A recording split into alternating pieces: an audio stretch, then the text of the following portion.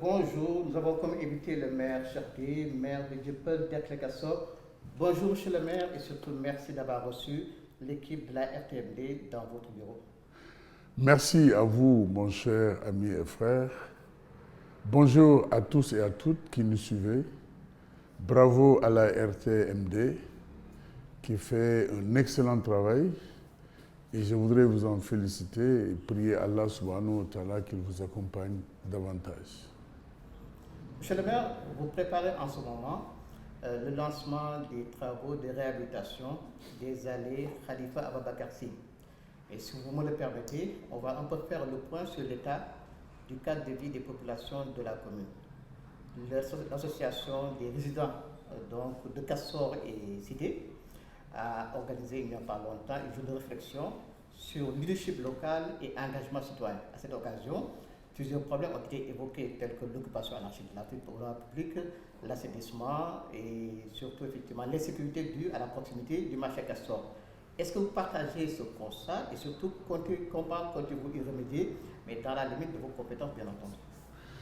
Écoutez, je pense que le constat est partagé, le diagnostic il est fait et nous ne sommes pas une exception.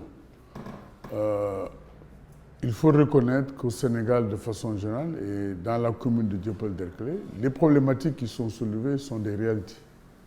Mais il ne s'agit pas de faire le diagnostic. Il s'agit aujourd'hui, conformément à l'engagement citoyen, conformément à la citoyenneté, d'apporter sa contribution. Il ne s'agit pas de dire que c'est la municipalité ou c'est l'État. C'est nous tous. Nous avons une part de responsabilité. Et c'est ensemble que nous allons juguler justement ces fléaux qui guettent notre commune, qui guettent notre pays. Parce que nous avons une conception erronée même de l'environnement. Et ça date de Methusalem. Comme on dit souvent en Wolof, Bedemi Bedoubourle. Ce qui fait que personne ne s'en occupe. Il y a des actes qui ne relèvent pas de la municipalité, mais qui relèvent de l'autorité administrative. Nous ne pouvons pas faire la police. Nous avons beau dénoncer, nous avons beau faire des démarches, interpeller les autorités compétentes, mais voilà la situation. Il faut analyser et voir quelles sont les causes fondamentalement qui expliquent cette situation, qui est insoutenable. C'est comme si on n'était pas une ville. C'est vrai, on me dira qu'il y a la crise, il y a la complicité aussi de certains habitants qui dénoncent en même temps cette insécurité et cette occupation anarchique, qui sont à l'origine justement de ces fléaux. Donc, il faut faire la part des choses, qui est responsable de qui fait quoi, etc. Et dans un élan de solidarité, je pense, nous pourrons quand même améliorer notre cadre de vie. Justement, d'ici là, est-ce que vous avez pris des mesures concrètes pour un peu juguler le phénomène? Parce qu'à vous entendre, on a l'impression effectivement que vous semblez impuissant devant surtout le niveau d'occupation de la voie publique. Ce n'est pas une impuissance, mais c'est une façon d'apporter aussi ou de convoquer des éléments qui expliquent cette situation de fait. Il faut le reconnaître. Nous, en ce qui nous concerne, exécutif local, nous avons fait ce qui était à la mesure de nos champs de compétition. Nous ne pouvons pas aller au-delà. Les éléments que nous recrutons qui constituent la brigade, ce n'est pas des éléments assermentés. Combien de fois ils sont blessés, attaqués, jusque dans la mairie. Mais quand nous allons au niveau du commissariat ou ailleurs, du tribunal, mais souvent ils sont considérés comme fautifs parce que n'étant pas agents assermentés, ils n'ont pas à sévir. Donc il y a des problèmes. L'autre problème, nous essayons autant que faire se peut d'aménager certains espaces pour en faire des espaces de vie et de rencontre et de dire que cet espace, voilà ce qui peut être fait et voilà ce qui doit être fait. Mais la municipalité ne peut pas être partout. Il faut que les populations s'approprient aussi leur cadre de vie. Qu'elles ne contribuent pas, qu'elles ne participent pas à l'insécurité et à l'occupation anarchique. Souvent, c'est de leur faute. Hein? Tout à l'heure, avant de vous recevoir, mais il y a un parent qui est venu me voir pour me dire que les éléments de la brigade sont venus chez lui pour lui dire d'enlever les lignes qu'il a exposées devant chez lui pour mettre des habits après le linge. Je dis, mais ça ne correspond pas à la SICAP. Ça ne correspond pas véritablement au mobilier urbain que nous voulons. C'est un problème de conscience. Donc pour dire que le problème est très profond.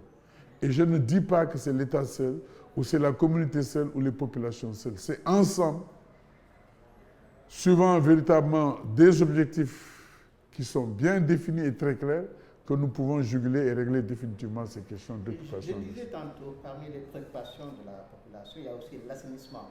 Justement, on est à quelques encablures de gouvernance.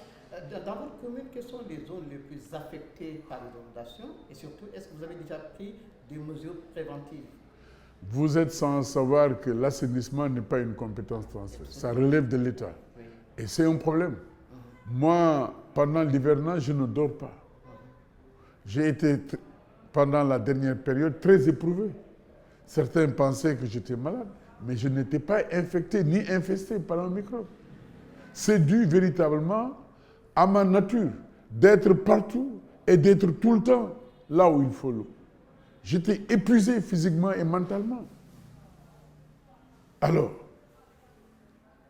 l'assainissement n'étant pas une compétence transférée, mais souvent nous organisons des cadres de réflexion avec les services dédiés pour voir véritablement qu'est-ce qu'il y a lieu de faire pour régler cette question d'assainissement. Et vous savez que notre commune, il y a des zones qui sont souvent le lit de beaucoup de problèmes d'inondation. Parce que le plan d'assainissement de Dakar, à ce que je sache, date du plan Pinet-Laprade. La goutte d'eau qui tombe à la place de l'indépendance, je peux vous décrire le trajet. Ici, c'était vers Castor. C'était des zones non édificantes. Et c'est toutes ces zones-là ruisselaient depuis Dakar, depuis les SICAP, pour s'acheminer à la zone de captage. Mais qu'est devenue la zone de captage? Après notre commune, Grand Yoff accueille toute cette masse d'eau-là. Mais est-ce qu'aujourd'hui, ce qui se passe à Grand Yoff peut contenir toute cette eau? Mais c'est toujours des problèmes. On a occupé le lit de l'eau. Donc, quand il y a de fortes pluies, et souvent avec les changements climatiques dont on parle, mais c'est la zone de Castor qui est un point bas, surtout vers le Parc Nadio, où on avait mis des grilles à valoir. Mais certains même ont défoncé et enlevé ces grilles à valoir pour circuler et occuper la voie publique. Donc, il y a une réflexion individuelle, il y a des actions collectives. Vous avez parlé, ça tombe bien, du parc Nago de marché Castor. Ce parc est synonyme d'insécurité pour les populations. Mais absolument. Mais quand vous avez des taudis là-bas, des abris qui appartiennent à des gens et dont l'héritage n'a pas été fait et respecté. Et c'est une bombe. Quand vous y allez, c'est des migrants qui habitent là-bas, pour l'essentiel. Ou des situations d'une certaine zone qui y habitent. Il y a énormément de populations.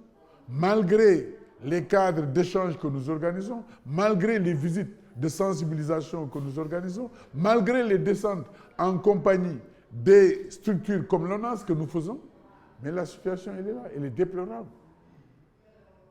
Que voulez-vous? Nous sommes des humains ou nous sommes des animaux? Nous sommes des humains. Il y a des choses inacceptables pour un être vivant, pour un humain normal. Votre commune de Pointe-à-Claire a quand même bénéficié d'investissements conséquents de la ville de Dakar à l'arrivée de Barthélémy Diaz. Concrètement, comment ça s'est traduit en termes de changement, en termes d'amélioration du cadre de vie des populations? Qu'il me soit d'abord permis de rendre hommage au député maire Barthélémy Diaz, qui, il faut le dire, depuis son accession à la tête de la ville de Dakar, n'a ménagé aucun effort pour accompagner et les populations de Dakar et les collectivités territoriales de Dakar. Depuis son événement, nous avons reçu effectivement beaucoup d'efforts et d'actions. Je peux citer le stade municipal de Castor qui avait commencé avec Soham Wardini, mais quand il est arrivé, il nous a dit « Je vais vous accompagner pour faire de stade un joyau pour la jeunesse de votre commune et même du département de Dakar. » Il nous a accompagnés par rapport à la réhabilitation de la voirie. Et il continue à nous accompagner. Ce qu'il fait au niveau de notre commune, c'est exactement la même chose qu'il fait dans toutes les communes. Récemment, nous avons été aux HLM, nous avons été à Biscuiterie pour inaugurer un rond-point, un espace public qui est complètement aménagé. Et dans sa vision, il envisage d'aménager 50 ou 55 rond-point ou place publique au niveau du département de Dakar. C'est dire sa volonté de changer le visage de Dakar, de faire de Dakar vraiment une ville urbaine au sens noble du terme. Mais il ne s'arrête pas là seulement. Il pose d'autres actes. Le projet qui consiste à aménager les allées Khalifa Ababakar Sall, Ababakar Sy, date de Mathusalem. Sous Khalifa Sall, on avait envisagé même de réhabiliter ces allées-là. Mais on n'a pas pu le faire. Quand Madame le maire Soham Wardini est arrivée aussi, avec les populations qui habitent les allées, nous avons tenu beaucoup de réunions pour voir quelle était la maquette qui convenait aujourd'hui pour aménager ces allées. Moi-même, j'avais échangé avec le ministre d'alors, mon ami Abdou Karim Fofana, qui était le ministre du cadre de vie. Et on était sur la même longueur d'onde. Parce que l'aménagement qui est fait sur les allées Cheikh Sidati, ce n'est pas ce même aménagement qu'il faut faire au niveau des allées Khalifa Ababakar Sy. Nous avons la chance que ces allées ne sont pas squattées. Il faut déplorer l'occupation par les laveurs de véhicules et certains commerçants. Mais ça, nous allons y remédier rapidement et procéder à l'aménagement de ces allées Khalifa Ababakar Sy. Vous avez parlé de l'encombrement des lieux par les mécaniciens et les laveurs de voitures, mais quelque part, quelles sont les causes profondes de la dégradation des lieux? Je rappelle que ces allées ont été, les premiers travaux ont été lancés en 1987, si je ne m'abuse, par le maire de l'époque, Mamadou Diop, et Seyni Mansour Sy Borom Darati. Donc aujourd'hui, quelles sont les causes profondes de la dégradation des lieux? Oui, il faut peut-être rendre à César ce qui appartient à César. Le défunt, dans sa grande vision du Dakar, avait effectivement fini d'aménager les grandes artères de Dakar et de construire beaucoup d'édifices pour les populations de Dakar. Mais ce joyau qui avait été inauguré par l'actuel calife, Seyni Babacar Sy, que je salue au passage, qu'Allah le reste encore longtemps en vie et lui préserve une santé de fer. À l'époque, c'était sous le califat de Serigne Abdou Aziz Sy Dabakh. Et c'est lui que Serigne Abdou Aziz Sy Dabakh avait envoyé pour le représenter à la cérémonie d'inauguration. Mais quand vous remontez sur ces images, vous voyez que c'était un joyau extraordinaire. Mais avec le temps, les équipements se sont dégradés. Avec les contingences des pluies, de la température, il y a nécessité de réaménager, de réhabiliter. C'est la vétusté. Sous le temps, sous le soleil, ça s'est périclité comme un château de cartes. Et sous sa vision et son ambition de changer le visage de Dakar, le maire Barthélémy Toye Dias a fini de marcher sur la plate-bande que Khalifa Sall avait tracée et Soham Wardini avait suivi. En quoi faisant? En procédant au lancement des travaux d'aménagement des allées Khalifa Ababakar Sy le 31 mai à 16h. Et c'est une volonté des populations riveraines qui se battent jour et de nuit parce qu'elles ne peuvent pas comprendre que ces allées, qui sont aujourd'hui le cœur de Dakar, soient squattées et dégradées. Non seulement parce que c'est des allées, mais parce que ces allées portent aussi le nom d'un érudit, Seyni Babacar Sy, qu'Allah renouvelle véritablement sa bénédiction sur lui. Donc, c'était une préoccupation de ces populations, c'était une préoccupation de l'association Aracas. Et c'est pourquoi, quand c'est arrivé à terre, c'est pratiquement un cri de soulagement.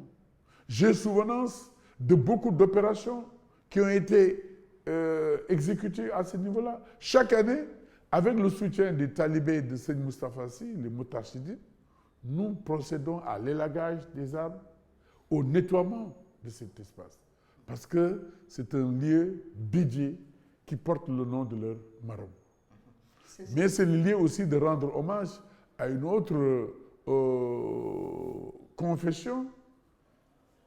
Quand vous allez au niveau des allées, vous voyez qu'il y a le portrait de Seyni Babacar Sy.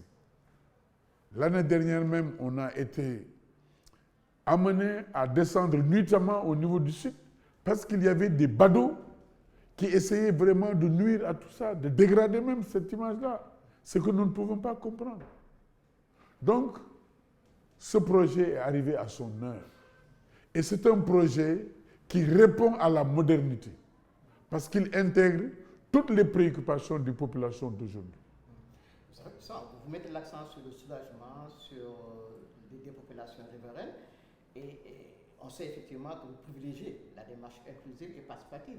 La question, c'est comment impliquer ces riverains-là, aussi bien en amont qu'en aval. Parce qu'en aval, bien entendu, il y a le problème de l'entretien et de la maintenance, ces allées. Oui, fondé par justement ces valeurs, nous nous sommes dit, nous ne pouvons pas seuls être maîtres d'œuvre de l'organisation de cette cérémonie. Nous avons convié nos amis de SICAP, à leur tête le maire de SICAP, Souleymane Kamara, pour ne pas le citer. Nous avons convié aussi une association tidjane qui est réputée en matière d'organisation et d'implication pour voir comment réussir cet événement-là, pour les impliquer en amont, pour ensemble et avec les populations riveraines voir comment vont se dérouler ces travaux, pour être présents sur le terrain pendant toute la durée des travaux, pour qu'après qu'on puisse s'approprier le projet et veiller à sa préservation et à son suivi. C'est cette démarche-là que nous avons utilisée pour impliquer tout un chacun. Pour sensibiliser, on a mis en place même un comité d'organisation présidé par le premier adjoint, Ibrahima Ndiaye, et qui comprend les agents de la mairie de SICAP, qui comprend aussi des autorités de l'association tidjane. Toutes les bonnes volontés, aujourd'hui, sont dans ce comité. Et ce comité a fini de faire le tour des maisons et des sociétés mitoyennes aux allées pour les sensibiliser et les inviter à la cérémonie. Une façon d'abord de les mettre devant les responsabilités et de dire que ce joyau-là que nous voulons réaliser, nous le réalisons pour nous tous. Chacun y a une grande responsabilité. Et je me rappelle encore du témoignage de Pape Malick Sy, qu'Allah renouvelle sa bénédiction sur lui. À la veille de sa mort, un émissaire est venu à moi pour me dire que le marabout Pape Malick souhaitait vous rencontrer. Je lui ai dit non, ça ne dépend que de lui. Qu'il me dise où est-ce que je peux le trouver. C'est à moi de me déplacer vers lui. C'est une autorité. Mais malheureusement, on ne se verra pas. Et c'est finalement que j'ai appris qu'il a été malade et qu'il nous a quittés. Mais j'ai rencontré les émissaires d'alors qui m'ont fait la confidence. Ils voulaient me rencontrer parce qu'il avait fini de se désoler de la situation dégradante des allées. Et la confession qu'ils m'ont donnée, c'est que Pape Malick avait fini de nous sensibiliser sur la nécessité et l'urgence à apporter pour aménager et préserver ces allées-là. C'est un lieu de prière, c'est un lieu béni. Et j'ai compris que c'est un message très fort. Et je le rappelle pour que tous ensemble, que nous soyons suffisamment sensibilisés, mobilisés pour assumer la plénitude de notre mission en ce qui concerne ces travaux, mais après ces travaux, à la préservation de ce joyau qui sera réalisé grâce au maire de Dakar, Barthélémy Toye Dias. C'est moi qui vous remercie. Je rappelle que vous êtes le maire de Dieuppeul-Derklé-Castors et le prétexte de cet entretien, c'est le lancement des travaux de réhabilitation des allées Khalifa Ababacar Sy. C'est prévu le 31 mai prochain, ce sera le mercredi. Mercredi 31 mai à partir de 6 heures. Qu'il me permet d'abord enfin de lancer une invitation publique à toutes les populations, à toutes les bonnes volontés, soucieuses de ces allées, mais à tous mes collègues maires du département de Dakar, à tous les conseillers municipaux des communes de Dakar et de la ville de Dakar. Vraiment, nous voulons en faire un grand moment de mobilisation, un grand moment de prière et souhaiter que ces travaux se déroulent dans d'excellentes conditions et qu'à la réception, qu'on puisse réaliser véritablement un soulagement très profond et dire merci au maire de Dakar